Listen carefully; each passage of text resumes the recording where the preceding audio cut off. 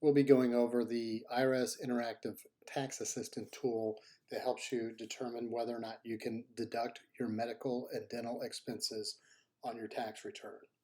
So if you are able to, you would claim them as, generally speaking, as an itemized deduction on Schedule A of your tax return. However, there are certain circumstances in which you might not be able to deduct them. So you'll need some information to be able to walk through this tool, and that will help you figure that out. You'll need to know what your tax filing status is, what type of expenses and how much you paid in expenses, the year in which you paid those expenses, your adjusted gross income, and finally, whether or not you were reimbursed or if those expenses were paid out of a health savings account or an Archer medical savings account, or MSA. So this tool is primarily designed for U.S. citizens and resident aliens. If you are a non-resident or a dual status alien, you'll need to refer to the International Taxpayer section of the IRS website. According to the IRS, this tool should take about 15 minutes, so let's begin.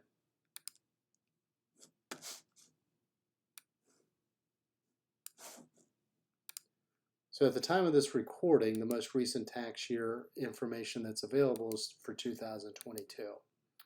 So the first question is, were the expenses incurred or paid in the tax year given? So let's just say no. In this case, they're not deductible. So generally speaking, you can only deduct expenses that were paid or incurred in the tax year that you're looking at. Were the expenses paid for someone who is deceased as of the last day of the tax year? So let's assume that they might have been. If you're filing a return with your deceased spouse, you should either select decedent's final return or decedent's return other than final return instead of selecting your tax return. You can also list estate return if you want. Were the expenses paid within 1 year of the date of death? Are you itemizing tax deductions on Schedule A for this return? Do you know the amount of adjusted gross income? So let's say that the decedent had a adjusted gross income of $50,000, and the decedent's tax filing status was married filing jointly. So now you can see that there's an automatic calculation because this is where the first test kind of comes in. So there's a floor of 7.5% of adjusted gross income, which means we put $50,000 as adjusted gross income. 7.5% of that is $3,750. You can only possibly itemize any amount that's above that threshold. So anything that if you only spend $2,000, then you would not be able to deduct it. So let's just say, hey, there we go. And there you go. So you cannot deduct those costs because they were not more than 7.5% of adjusted gross income. So let's assume that they were. Now we go through the types of expenses that you're talking about. So expenses are listed in alphabetical order. Let's look at all the different expenses. So abortion, capital expenses, car. So this is an entire list. And so when you go to the alphabetical section, let's just start with letter A. Let's say dental expenses. Let's see if we can find dental expenses. Dental treatments, diapers, diet foods. Let's say dental treatments. Were they paid, not including teeth whitening, for the diagnosis, cure, mitigation, treatment of disease, or some functional or structural part of your body? And then what portion were paid by the decedent or their spouse? What portion was reimbursed? So generally speaking, reimbursed expenses are not tax deductible. Neither are generally expenses that are paid for by insurance. So in this case, the dental treatments would be considered a qualified deductible expense. You would itemize that on Schedule A, and Schedule A would walk you through the amount that you can deduct. So you would have to calculate the amount of your total expenses that are greater than 7.5% of adjusted gross income. And then you would attach Schedule A to your income tax return. Let's pick one where it kind of sounds a little bit out of the norm. Let's pick diaper or diaper service expenses. Were they needed to relieve the effects of a particular disease? Yes. Were they paid for the diagnosis, cure, mitigation, treatment of a disease affecting structure or function of the body? So in this case, they would be considered a qualified deductible expense. Now, what if we went back and said no, that they were not needed to relieve the effects of a particular disease?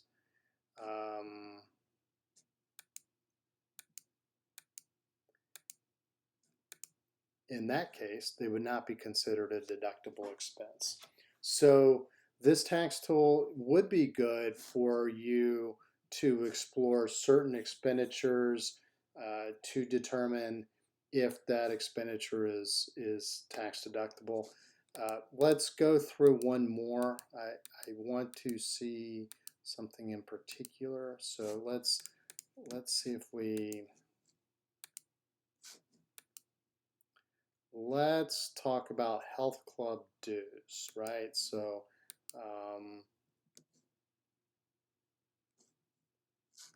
okay, we might have to restart this one.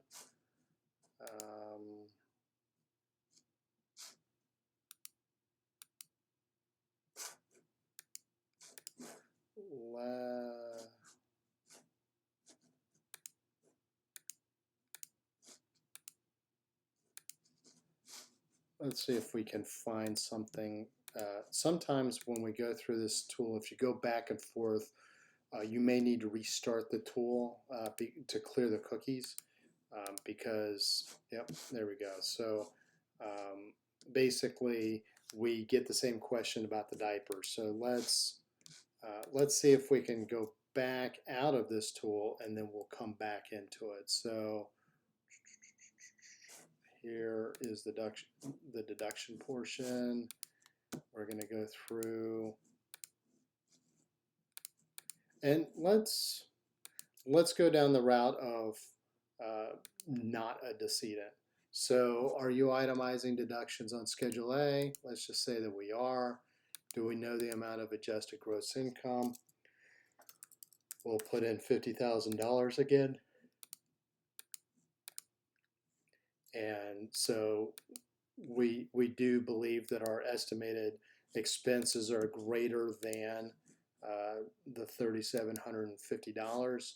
Let's see if we can cover health club expenses. Were the dues paid primarily to relieve or prevent a particular medical condition? Sure. Did a doctor provide a statement? Yes, he did. And then what portion was paid for you by you or your spouse? Let's just say that none of it was reimbursed. It all came out of pocket. And then whose medical expense would it be? Let's just say it's mine. And in this case, your health club dues would be a qualified deductible expense. But I have a sneaky suspicion that they might not be if you didn't get that note from a doctor. So let's take a look at that. They're not deductible because they weren't prescribed by a doctor.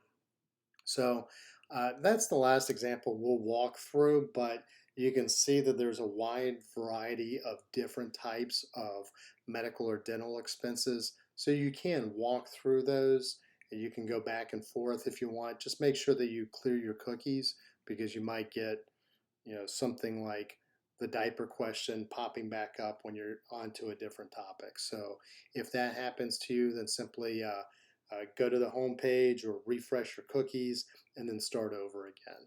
And as I always recommend, if there's something that you have a question about, you should take a closer look and make sure that all the answers here reflect the facts as you know them to be. So, and you can always print this out and keep it with a copy of your tax return.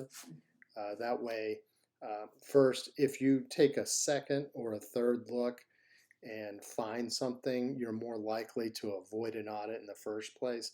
But if you are audited, this isn't written advice. This isn't advice of a tax professional. However, it is documentation that you did your own due diligence. And sometimes the IRS will be a little bit more lenient on on penalties and things of that nature if the taxpayer can show that they demonstrated due diligence or reasonable cause, and that any mistake in the tax bill or any adjustments were due to well-intentioned error as opposed to neglect or purposeful tax avoidance. So it's always good to keep documentation so that even if you're wrong, you get a benefit of the doubt so that you don't get more penalties tacked onto any additional late payment penalties. You can get penalties for things like negligence or, egregiously, false statements. So that's all we have for this article. You should check out the rest of the IRS Interactive Tax Assistant tools. We'll put a link in the show notes to that. We'll also put a link into our article and video on Schedule A in case you want more information. So if you are interested in any other articles, please check out our website. You can go to teachmepersonalfinance.com, type in an IRS form that you're particularly interested in, and odds are pretty good that we've written an article about that. So if you like our articles, please check out our, subscribe to our newsletter. If you are interested in more walkthroughs on interactive tax assistant tools, check out the folder on our YouTube channel. We've got an entire page dedicated to the IRS tax assistant. It's under a folder called IRS resources. And if you like our YouTube videos, please subscribe to our channel. If you have any questions or comments, please post them in the comments section. And if there's a new topic that you'd like me to cover, please indicate that as well. Thank you very much and have a great day.